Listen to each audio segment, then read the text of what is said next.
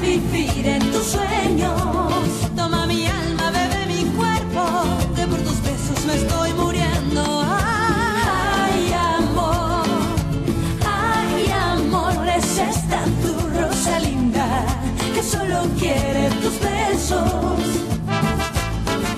Rosalinda, Rosalinda.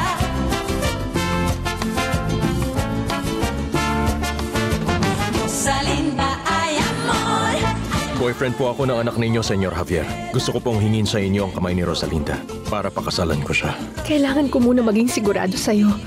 Lalo na ngayong marami na akong nalalaman sa'yo. Ayoko magkaroon ka ng pag-aalinlangan sa akin.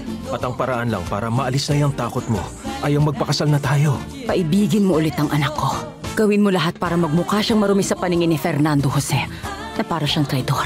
Sinisiguro ko sa'yo na kaya nating pigilan si Fernando Jose na pakasalan ng hampas lupang babaeng yon. Sabi ng abogado mo, malapit na maaprubahan ang parol mo. Malapit ka na makalabas sa kulungan. Makakalaya ka na.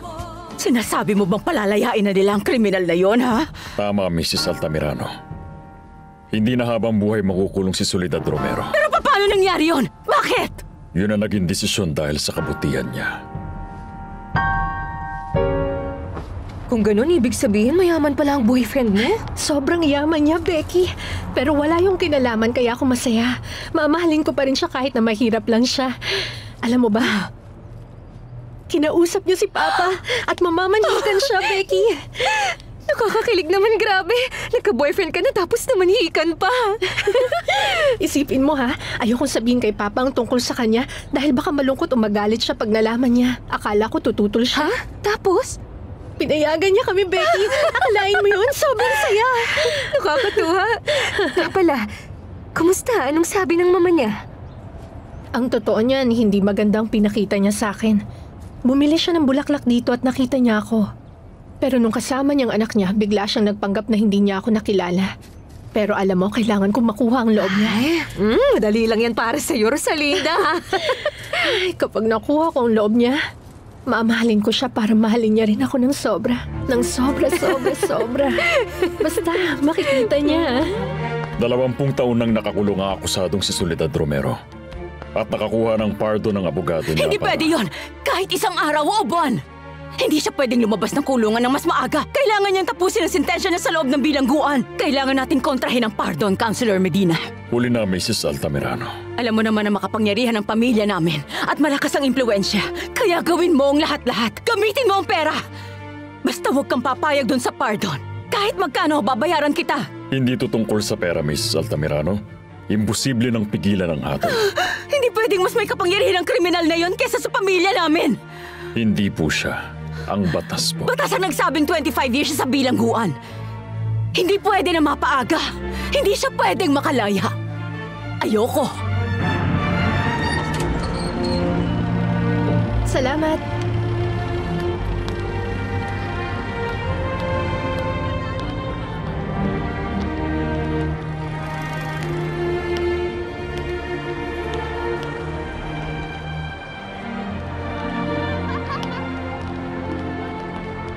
Ano po yan? Naghahanap po ako ng magandang klase ng tela. Gusto ko po kasing gumawa ng magandang bestida. Sumunod ka.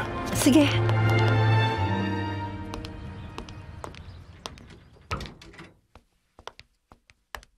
Anong nangyari, Senyora Valeria? Narinig ko pong sumisigaw kayo. Masamang balita, Berta. Palalayain na daw nila si Soledad Romero. Pero hindi pa tapos ang sintensya niya para makalaya. Oo, meron pa dapat siyang 5 taon pero gusto nila siyang palayain dahil binigyan lang siya ng pardon. Papayagan niyo bang mangyari yun, Senyora? Siyempre hindi, no? Kailangan tapusin ng kriminal na yun ng 25 years na sintensya. Sabihan mo ang driver na maghanda. Aalis ako ngayon mismo.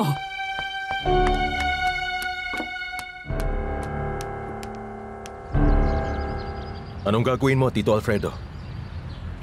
Ang pumunta sa Querétaro ang pinakamagandang gawin mo para makita mo mismo ang nangyayari. Yun nga ang maganda. Uuwi ako sa bahay at kukuha ng mga gamit sakaling kailangan kong mag-stay sa Querétaro. Tapos aalis na ako agad. Tatawagan kita pagdating ko doon. Yes, Sarita? Tumawag ang mama mo kanina. Ang sabi niya kung pwede pakihintay mo siya. Dahil pupunta siya. Ay, Ay, Lucy, mabuti naman at nandito ka. Kasi, hihingi sana ako ng pabor sa'yo. Halika. Ang ganda ng tela. Para saan yan? Kaya mo ba akong igawa ng napakagandang bestida, Lucy? Ang ganda, hindi ba? Susuotin ko yan sa susunod na punta ko sa bahay nila Fernando Jose. Inimbitahan ka ulit sa kanila? Hindi. Pero kung sakali lang naman. Itong tela, napakaganda talaga, Rosalinda. Gagawin mo ba? Kaya mo ba, Lucy? Oo naman, kaya ko to. Halika, manghihiram tayo ng magazine na gagamitin. Pumili ka ng gusto mo, tapos yun ang gagayahin natin. Ay, salamat. Ay, sigurado magugulat ang magiging biyanan mo kapag nakita niyang suot mo na to. Hindi na ako makapaghintay.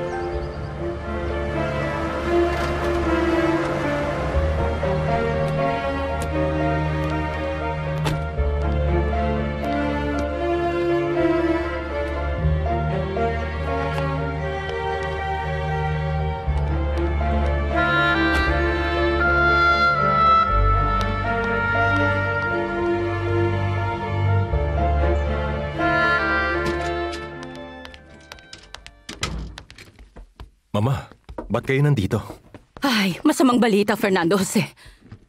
Galing kanina sa bahay natin si Councilor Medina. Bakit daw, Mama? Para sabihing makakalaya na mas maaga ang kriminal na pumatay sa papa mo. Paano po yun nangyari? Meron pa dapat siyang 5 taon sa bilangguan, pero nagkaroon siya ng pardon. Hindi ako papayag na mangyari yon. Hindi nila pwedeng gawin yun, Mama. Pero mukhang hindi na pwedeng bawiin ang pardon. At sinabi ni Councilor Medina na wala na tayong magagawa. Baka dumating na sa bilangguan ang order na palayain siya. Ang babaeng yun, si Soledad Romero, hindi siya pwedeng makalaya. Pupunta ako ron para malaman kung paano pipigilan. Talaga bang makakalaya ka na, Soledad? Balitang-balita yun at wala na yatang hindi nakakaalam. Totoo ba, Soledad? Umiiyak ka ba sa sobrang saya? Ay, huwag ka nang umiyak. Dapat nga nagsiselebrate tayo dahil makakaalis ka na dito. Hindi ako pwedeng makalaya, Clarita. Wala akong mapupuntahan. Sana ikaw na lang ang palayain nila para makabalik ka na sa mga anak mo at ikaw ang maging masaya. Pero ako, anong gagawin ko? Saan ako pupunta? Ano ka ba? May mapupuntahan kang lugar, Soledad. Meron ka mga pamangkin na hindi ka itataboy sa mga bahay nila. Siguradong pakakainin ka nila. Kaya magpakilala ka sa kanila. Ganun lang yun. Hindi. Ayokong pumunta sa kanila. Ayoko silang maistorbo. Ayokong ikahiya nila ako, Clarita. Pero ano ang balak mong gawin? Paano pag malaya ka na? Isa lang ang solusyon. Hindi ako papayag sa pardon. Kakausapin ko mamaya ang direktor.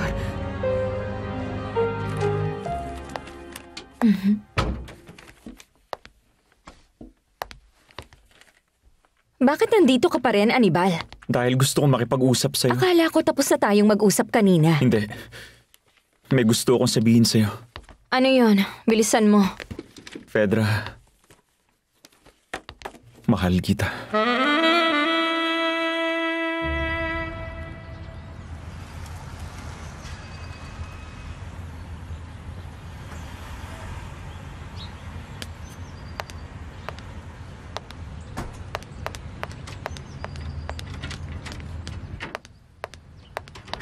Kanina ko pa po kayo hinihintay. Anong nangyari, senyora? Ano pong ginawa niyo? Si Fernando Jose mag-aasikaso ng personal. Susubukan niyang pigilan ang pardo na yon. Akala ko hihingi kayo ng tulong sa kapatid niyong si Alfredo. Hindi. Si Fernando Jose ang dapat na gumawa nun. Dahil wala siyang awa kay Soledad Romero. Tinuruan ko siyang magalit sa kanya. Kaya ngayon, mas galit siya sa kanya kaysa sa akin. Pasok, Soledad. Anong kailangan mo? Alam ko na wala ako para sa'yo. Sa ganda mo, wala nang ibang pwede magmahal sa'yo kundi hari. Alam kong simple lang ako at karaniwang lalaki. Hindi sobrang yaman pero kaya ko magbigay ng buong pagmamahal. Maging tapat ng buong puso. Kung alam mo lang kung ilang beses na kita napanaginipan bilang asawa ko. Ina ng mga anak ko. Hindi mo na kakailanganin magtrabaho kaya na ng sweldo ko. Ano sa tingin mo? Ang masasabi ko lang, Anibal, ay... Ito kayang bestida na to. Mukhang maganda. Talaga? Pero mukha yatang mas maganda to ah. Patingin? Oo nga, mas maganda nga ito. O sige, ito na lang, Lucy, ha? Sigurado ka? Oo, maganda. Nagustuhan ko. O sige kung ganon, susukatan na kita. Dahil sisimulan ka na ngayong araw ang pagtatahi. Mabuti pa nga.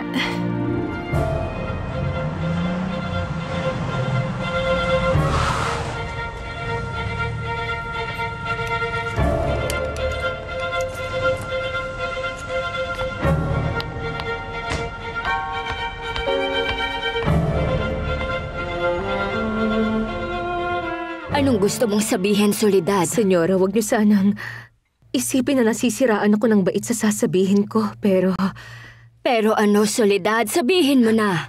tungkol po kasi sa pardon. Hindi po talaga ako pwedeng... Sandali lang, sasabihan ko lang po muna siya. Senyora, may naghahanap sa inyo. Sino, Crescencia? Si Councilor Fernando Jose Altamirano del Castillo. Rosalinda, Rosalinda.